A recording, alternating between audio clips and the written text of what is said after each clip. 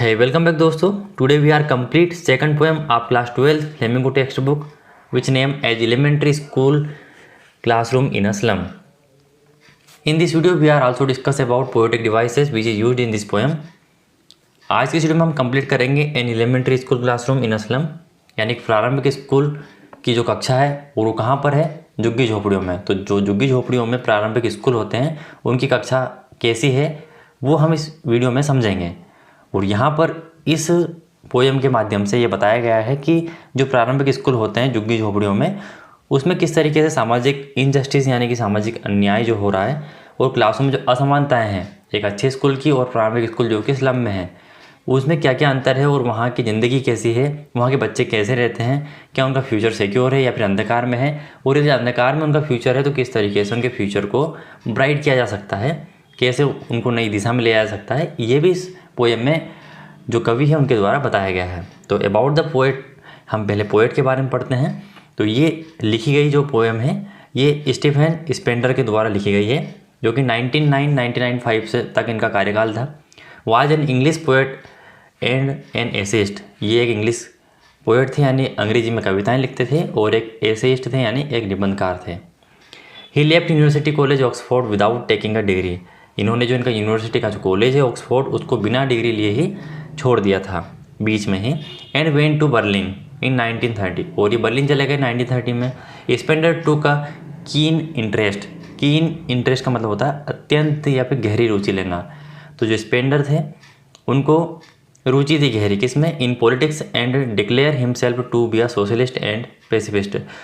तो उनको जो है राजनीति में काफ़ी गहरी रुचि थी और उन्होंने स्वयं को जो है डिक्लेयर कर दिया, ये घोषणा कर दी कि वह एक समाजवादी है और एक शांतिवादी है. सोशलिस्ट मीन्स समाजवादी एंड पेसिफिस्ट मीन्स शांतिवादी. Books by Spender includes. किताबें जो कि स्पेंडर के द्वारा लिखी गई उनमें शामिल है कौन कौन सी, पोएम्स ऑफ डेडिकेशन यानी समर्पण की कविताएं, the age of being, the creative elements, the struggle of the modern. ये इनकी किताबों के नाम है. एंड एन ऑटोबायोग्राफी, और एक आत्मकथा भी है जिसका नाम है वर्ल्ड विद इन वर्ल्ड. ये इनकी एक आत्मकथा है, ऑटोबायोग्राफी है. In an elementary school classroom in a slum. और ये जो आपकी पोएम है एन एलिमेंट्री स्कूल यानी एक प्रारंभिक स्कूल की कक्षा झुग्गी झोपड़ियों में जो गरीब की जो बस्तियाँ होती हैं. इन असलम का मतलब यही होता है झुग्गी झोपड़ियाँ या फिर गरीबों की बस्ती जिसमें बहुत सारे छोटे छोटे मकान होते हैं जो गरीबों के होते हैं, तो उसको हम स्लम बोलते हैं, झुग्गी झोपड़ी बोलते हैं. तो ये जो इनकी पोएम है an elementary school classroom in a slum, इनमें क्या बताया इन्होंने, he has concentrate on themes of social injustice and class inequalities. जो मैंने स्टार्टिंग बताया था कि इसमें उन्होंने इस बात पर कॉन्सेंट्रेट किया है, इस बात पर इन्होंने जोर दिया है कि जो प्रारंभिक स्कूल हैं उनकी जो कक्षाएं हैं स्लम में यानी झुग्गी झोपड़ियों में उनमें किस तरीके से जो है सामाजिक अन्याय होता है, यानी इनजस्टिस यानी अन्याय से मतलब ये नहीं कि उनको मारा पीटा जाता है कुछ भी, मतलब एक सामाजिक अन्याय से मतलब यह है कि किस तरीके से एक अच्छे शहर या फिर एक अच्छी बस्ती का जो स्कूल है वो किस तरीके से एक स्लम के स्कूल से अलग है, और किस तरीके से वहाँ की जो क्लास है वो इनइक्वलिटी यानी असमानताएं हैं इनमें, कि एक अच्छे स्कूल की क्लासेस कैसी है प्रारंभिक स्कूल की और जो स्लम या झुग्गी झोपड़ी में जो स्कूल है उनकी क्लासेस कैसी है. तो ये जो असमानता है और जो अन्याय है इसके बारे में उन्होंने इसमें कॉन्सेंट्रेट किया है, फोकस किया है, इसी थीम पर इन्होंने बात की है. यहाँ पर बिफोर यू रीड में थोड़ा सा आप समझ लीजिए. Have you ever visited or seen an elementary school in a slum. क्या तुमने कभी जो प्रारंभिक स्कूल है जो कि झुग्गी झोपड़ियों में है क्या कभी तुमने उसमें विजिट किया है. What does it looks like. यह कैसे दिखते हैं, क्या आपको पता है क्या. ये बिफोर यू रीड में इसलिए बताया गया है, इससे अब आपको पता चलेगा यदि अभी तक आपको पता नहीं है तो. यहाँ पर स्टार्ट करते हैं हम. बड़ी अच्छी पोएम है, एंड तक बने रहिएगा, आपको बहुत ही बेहतरीन तरीके से मैं समझाने वाला हूँ. Far far from gusty waves the children's face. Far far, far का मतलब होता है दूर, और 2 बार फार का उपयोग किया गया, इसका मतलब ये रिपीटेशन है और यहाँ पर एम्फेसाइज किया गया है किसी बात को ऊपर, यानी कि बहुत दूर. From gusty waves. Gusty waves का मतलब होता है strong waves. Strong energetic waves जो होती हैं उनको गस्टी वेव्स बोलते हैं, यानी स्ट्रॉन्ग यानी मजबूत धाराएं. तो ये जो बच्चे हैं दी चिल्ड्रंस फेस, तो इनके जो बच्चों के जो चेहरे हैं वो स्ट्रॉन्ग एनर्जेटिक जो वेव है उनसे बहुत दूर है. फार फार यानी वेरी फार, इसलिए 2 बार यहाँ पर एम्फेसाइज करके बोला गया है. इसलिए यहाँ पर एक पोएटिक डिवाइसेस भी जो है रिपीटेशन. तो आप ये कह सकते हो कि इन बच्चों के दी चिल्ड्रंस फेस, इन बच्चों के जो फेस है वो इन एनर्जेटिक वेव से बहुत दूर है. Like rootless weeds. वीड्स का मतलब होता है अनवांटेड प्लांट. जिस तरीके से आप खेतों में या फिर खुली जगहों पर ऐसे पौधे उग जाते हैं जो आपके लिए अनवांटेड होते हैं, जिनको आप नहीं चाहते हो, उस तरीके के जो वीड्स हैं उसकी तरह, रूटलेस यानी जिनकी जड़ नहीं हो। तो ये किसके समान है? लाइक रूटलेस वीड्स यानी अनचाहे पौधों के समान इन बच्चों को कहा गया है कि इनको चाहा नहीं गया लेकिन फिर भी ये आ गए। तो ये रूटलेस वीड्स की तरह है, अनचाहे पौधों की तरह है। The hair torn round their pallor. Pallor का मतलब होता है पीलापन और टोर्न का मतलब होता है मेसअप यानी कि बिखरे हुए, टूटे हुए। तो इनके जो बाल है वो इनके पीले फेस पर या जो पीला इनका चेहरा है उसके ऊपर टूटे हुए या फैले हुए दिख रहे हैं, मेसअप हुए हुए। जिस तरह चितिर बितिर हम बोलते हैं हमारी लैंग्वेज में कि बच्चे के बाल जो है वो फैल चुके हैं, वैसे ही। तो कहा जा रहा है कि इन बच्चों का जो फेस है वो जो ताकतवर एनर्जेटिक जो वेव्स हैं उनसे बहुत दूर है, कहीं दूर दूर तक, कहीं तक इनमें एनर्जी नहीं दिखाई देती, कहीं पर इनका फ्यूचर नहीं दिखाई दे रहा है। और ये अनचाहे प्लांट की तरह है जिनको हम उखाड़ कर फेंक देते हैं। The tall girl with her weighed down head. पहली लड़की की बात कही गई है जो कि वहाँ पर उस एलिमेंट्री स्कूल की क्लास में बैठी हुई है। एक जो लंबी लड़की है उसने क्या किया हुआ, अपना सर जो है वो उसका झुका हुआ है। हाइट तो उसकी लंबी लेकिन वो झुकी हुई है, विथ हेड डाउन हेड। क्यों? क्योंकि वो पुअर है, गरीब है और उसकी स्थिति ऐसी है कि वह झुग्गी झोपड़ी में पैदा हुई है, इसलिए वो लंबी होने के बावजूद भी उसका जो सर है वो झुका हुआ है। ये पहली स्थिति बताई गई है पहली लड़के की। The paper seeming boy with rat's eye. यहाँ पर अब लड़के की बात की गई है तो एक लड़का है जो कि पेपर के समान दुबला पतला है। पेपर कितना पतला होता है, कागज़ आपका, उसी की तरह दिखने वाला एक लड़का है विथ रेड्स आई, और जिसकी आँखें क्या है, चूहे है, मतलब चूहे के समान है। यहाँ पर क्वालिटी से कंपैरिजन किया गया है कि एक चूहे की आँख कैसी होती है, काली होती है और वो एक टक चमकीली आंखों से देखता रहता है, वैसे ही इसकी चमकीली आंखें हैं एक चूहे की भांति। The stunted unlucky heir of twisted bones reciting a father's gnarled disease. यहाँ पर स्टंटेड का मतलब होता है नॉट फुली ग्रोन, यानी जिसका विकास नहीं हुआ, जिसको हम अविकसित कहेंगे। अनलक्की मतलब अभागा, एयर का मतलब होता है वारिस या उत्तराधिकारी, ऑफ ट्विस्टेड बोन्स यानी यहाँ पर एक और लड़का है, ये तीसरे लड़के की स्थिति यहाँ पर है जो कि कैसा है, जो कि पूर्णतः विकसित नहीं हुआ है क्योंकि वो झुग्गी झोपड़ियों में रहता है, वहाँ की ज़िंदगी थोड़ी कठिन होती है, उनको सही से पोषण नहीं मिल पाता है, इसलिए वो अविकसित है। अनलक्की एयर, और वो अभागा है क्योंकि उसको विरासत में क्या मिली है, आप ट्विस्टेड बोन्स यानी उसकी जो हड्डियाँ हैं वो मुड़ी हुई है, मुड़ी हुई हैं, सिकुड़ी हुई है, आप बोल सकते हो घूमी हुई है। ट्विस्टेड यानी सिकुड़ मुकुड़ी हुई है बोन्स उसकी। और ये अनलक्की क्या होता है कि कुछ माता पिताओं में जो पैतृक दोष होते हैं वो बच्चों में आगे जाते रहते हैं, तो यहाँ पर इसीलिए इसको अनलक्की एयर कहा गया है कि ये ऐसा उत्तराधिकारी या वारिस है जिसको ट्विस्टेड बोन्स मिले हैं, इसके मुड़े हुए हड्डियाँ हैं, reciting a father's gnarled disease, और ये अपने पिता को जो डिजीज़ है, जो बीमारी है वो इसके अंदर आ गई है। उसी को तो बोलते हैं कि उत्तराधिकार में जो चीज़ें इसको मिली है, मतलब ये जेनेटिकली चलती रहती है क्योंकि उन्होंने भी कभी ना कभी उनकी जो हड्डियाँ हैं वो भी मुड़ी हुई होगी, वो भी उनको उनके पैतृक रूप से प्राप्त हुई होगी, तो वही बीमारी इसको भी मिली हुई है वारिस में। His lesson from his desk, और वो जो अपना लेसन है, अपना पार्ट है, वो उसकी डेस्क से गुनगुना रहा है। रिसाइटिंग यानी बोल रहा है। ये तीसरे नंबर का जो लड़का है उसकी जानकारी जो कि उसी क्लास में बैठा हुआ है। At back of the dim class one unnoted, और अंत में यानी ये जो डीम क्लास है जिसमें रोशनी कम है, डीम मतलब जिसमें कम रोशनी हो, तो इस क्लास के अंत में एट बैक वन अननोटेड, एक अननोटेड यानी एक जिस पर ध्यान ना दिया जाए, ऐसा एक लड़का बैठा हुआ है, स्वीट एंड यंग, जो कि कैसा है, प्यारा है और बाकी सबकी तुलना में कैसा है, छोटा है, यंग है। His eyes live in a dream, और उसकी जो आंखें हैं वो सपनों में हैं, मतलब वो सपना देख रहा है।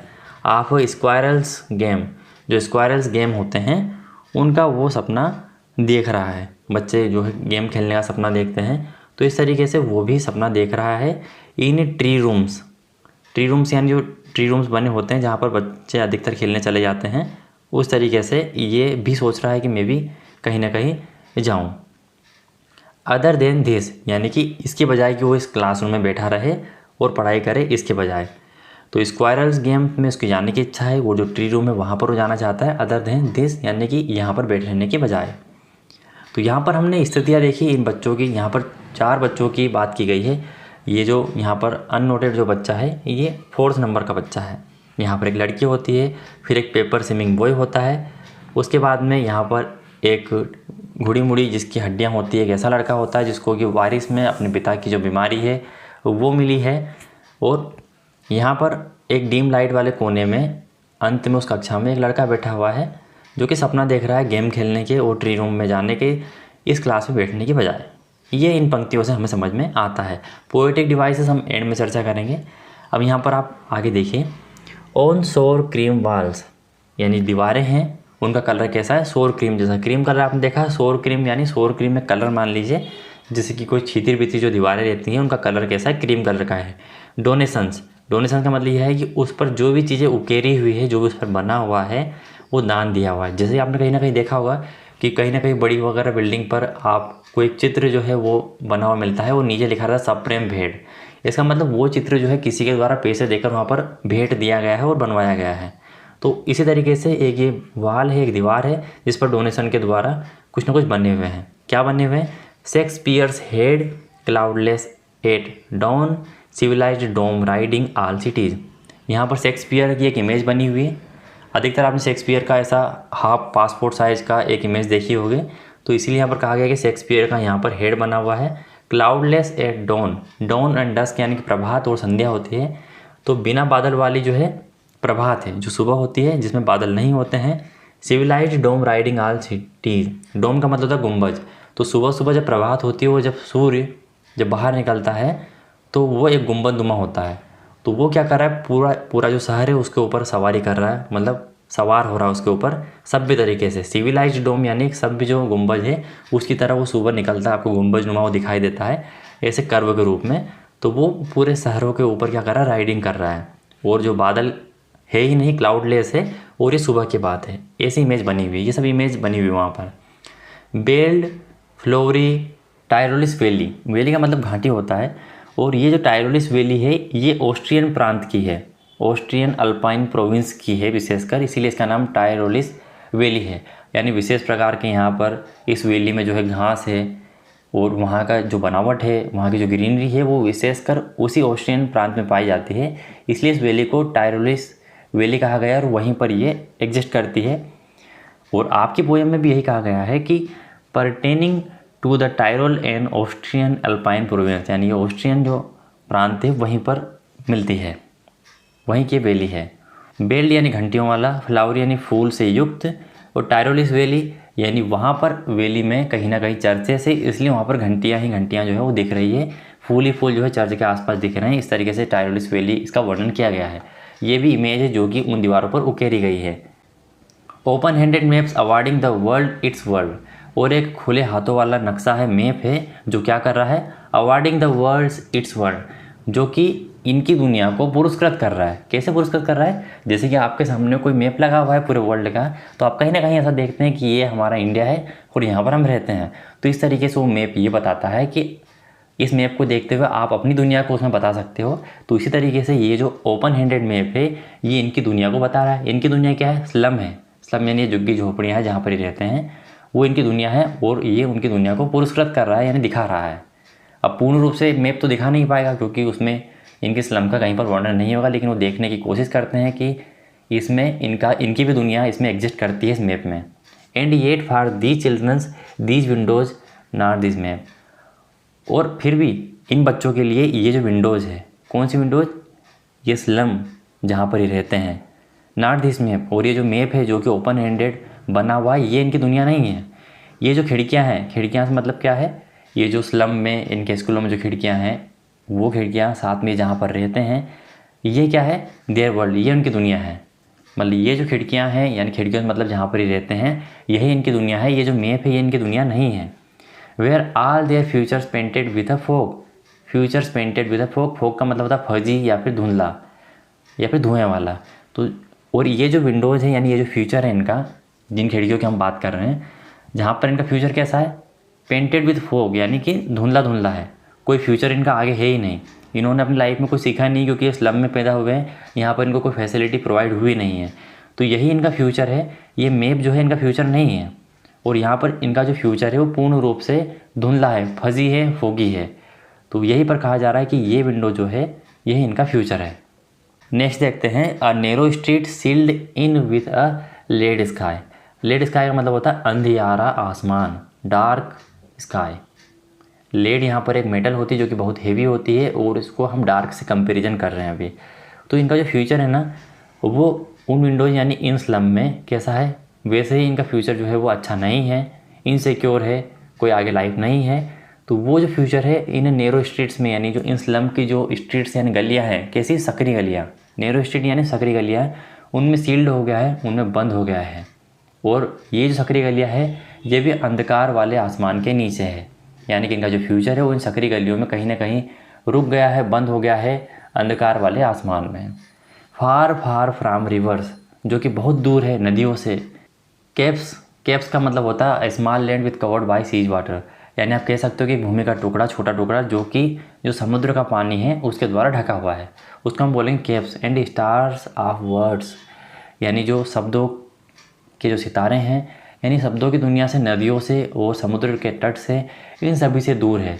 और स्टार्स ऑफ वर्ड्स का मतलब है कि इनको शब्दों का ज्ञान नहीं है, इनको शेक्सपियर के जो शब्द हैं वो भी समझ में नहीं आते हैं, क्योंकि इनको कभी शब्दों का ज्ञान हुआ ही नहीं है, इन्होंने उस लेवल के शब्द देखे नहीं हैं, तो ये इससे बहुत दूर है। तो यहाँ पर इनसे दूर रहने से तात्पर्य है कि ये जो बच्चे हैं कभी स्लम झुग्गी झोपड़ियों से बाहर गए नहीं हैं और इन स्लम में इनका फ्यूचर वैसे ही ठीक ठाक नहीं है, बड़ी दयनीय स्थिति में है। तो ये शब्दों का जो तालमेल है वो कैसे सीखेंगे? तो ये बहुत दूर है इन सब चीज़ों से, भी इनको बहुत कुछ सीखना बाकी है, जो कि संभव ही नहीं है इन स्लम वाली दुनिया में, इन झुग्गी झोपड़ियों वाली बस्तियों में। श्योरली शेक्सपियर इज विग्ड, श्योरली का मतलब होता है, तो अब यहाँ पर इस बात की पुष्टि होती है कि जो शेक्सपियर यहाँ पर कैसे हैं, विग्ड है। विग्ड मतलब बेड है, इविल है, बुरे हैं। क्यों है बुरे? क्योंकि शेक्सपियर जो है इंग्लिश लिटरेचर में बहुत अच्छा स्थान रखते हैं, बहुत फेमस पोएट है, लेखक है। तो यहाँ पर इनके जो शब्द है वो भी उनके लिए कोई मायने नहीं रखते हैं। उनको क्या मतलब है कौन है शेक्सपियर और क्या करते थे, उनको कोई मतलब नहीं है उनकी इमेज जो कि इन दीवारों पर बनी हुई है। उनके लिए वो बुरे हैं, उनके शब्दों का भी उनके लिए कोई महत्व नहीं है। The map a bad example, और जो मैप बना हुआ है उस दीवार पर वो भी उनके लिए एक बुरा उदाहरण है। उनको मतलब ही नहीं, उनको मैप समझ में नहीं आता है। बस वो सोचते हैं कि हमारा जो स्लम है, हम जहाँ पर रहते हैं वो इस मैप में क्यों नहीं है, वो दुनिया तो इसमें दिख ही नहीं रही है।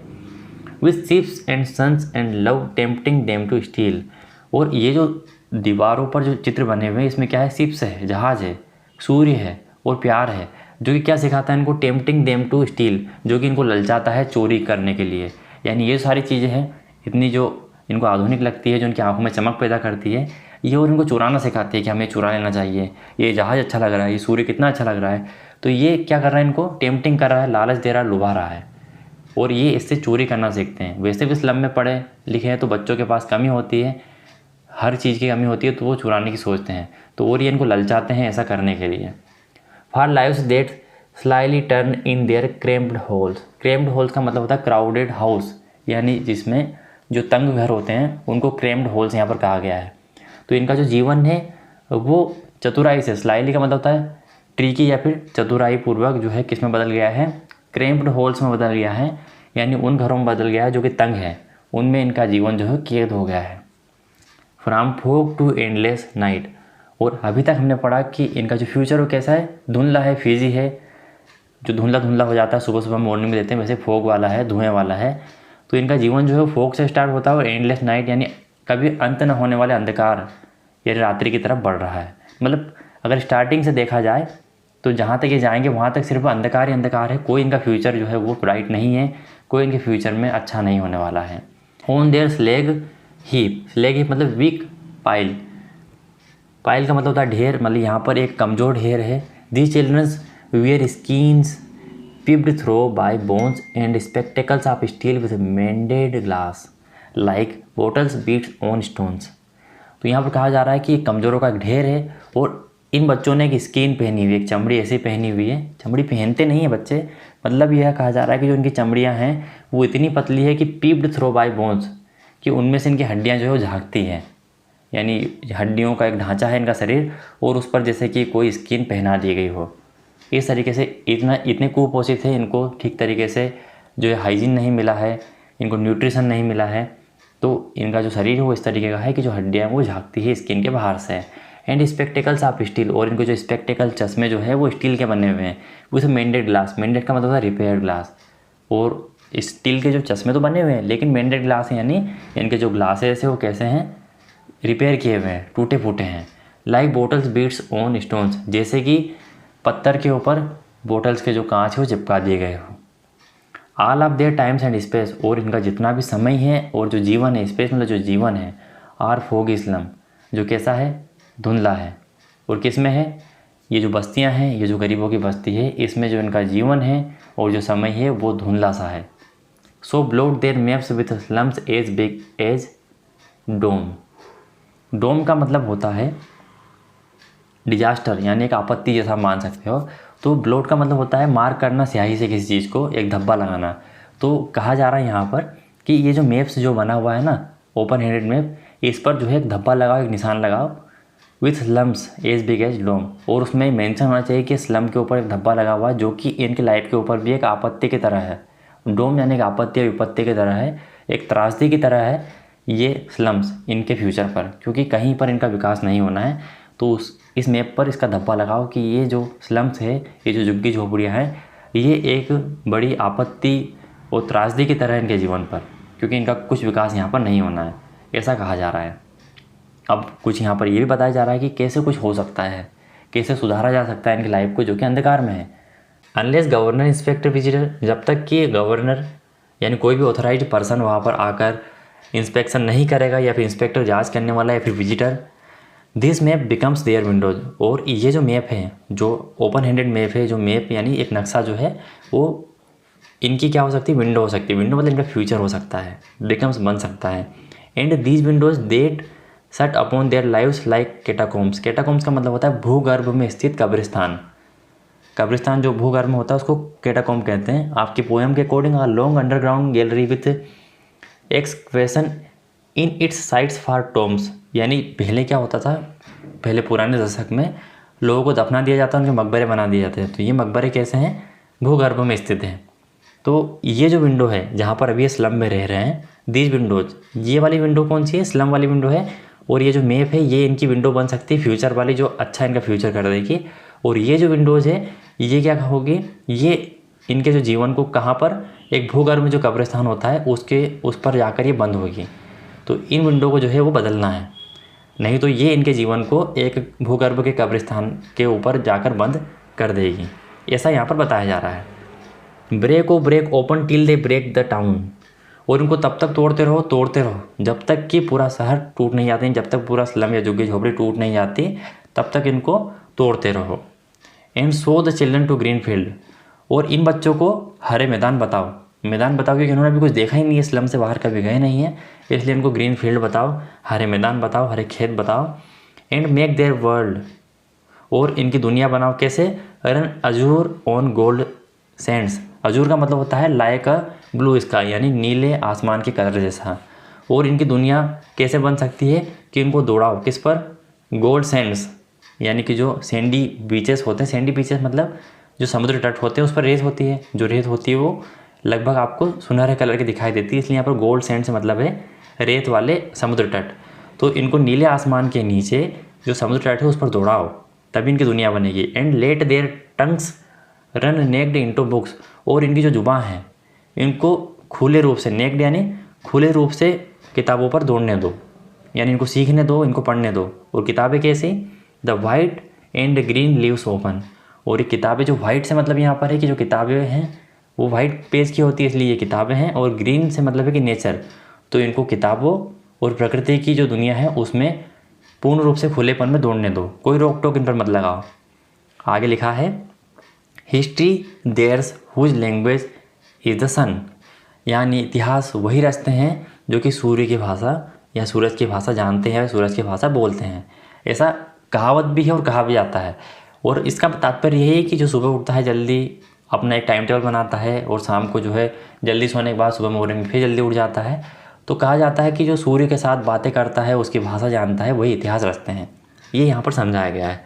तो यहाँ पर इसमें हमने इस पोएम को समझा, जिससे ये समझ में आया कि स्लम में जो प्रारंभिक स्कूल रहते हैं वो किस तरीके के रहते हैं, और वहाँ का जो जीवन काल है उन बच्चों का जो कुपोषित रहते हैं, उनको ठीक तरीके से पढ़ाई नहीं मिल पाती, उसमें कैसे परिवर्तन किया जा सकता है वो हमने इस पैराग्राफ में पढ़ा। और ऊपर हमने उनके जीवन के बारे में पढ़ा कि किस तरीके से स्लम में रहकर अपने फ्यूचर को सिक्योर नहीं कर सकते और किस तरीके से सिक्योर किया जा सकता है उनके फ्यूचर को। यहाँ पर हम पोएटिक डिवाइसेस को डिस्कस कर लेते हैं। तो पहले स्टैंजा में आप यहाँ पर देखिए, फार फार फ्राम गस्टी वेव्स, फार फार यानी कि यहाँ पर एम्फेसाइज किया गया है, किसी भी चीज़ पर जोर दिया गया है। चाहें तो बहुत दूर के लिए हम एक बार भी फार का उपयोग कर सकते हैं, लेकिन 2 बार इसलिए उपयोग किया गया क्योंकि यहाँ रिपीटेशन पोएटिक डिवाइस का उपयोग किया गया है। लाइक रूटलेस वीड्स, और इन बच्चों की जो तुलना है वो अनचाहे प्लांट से की गई है, यानी लाइक एज। तो जब यहाँ पर लाइक या फिर एज लाइक एज इस तरह के शब्दों का उपयोग किया जाता है तो यहाँ पर सिमिली होती है। सिमिली क्या होती है? Comparison between using like or as, यानी कि यदि 2 क्वालिटीज़ यानी 2 की तुलना की जाए एज या लाइक शब्द के द्वारा, तो यहाँ पर इनके जो जीवन काल है या फिर ये बच्चों की जो यहाँ पर महत्व है वो रूटलेस वीड्स के इससे तुलना की गई है। तो यहाँ पर है आपका सिमिली।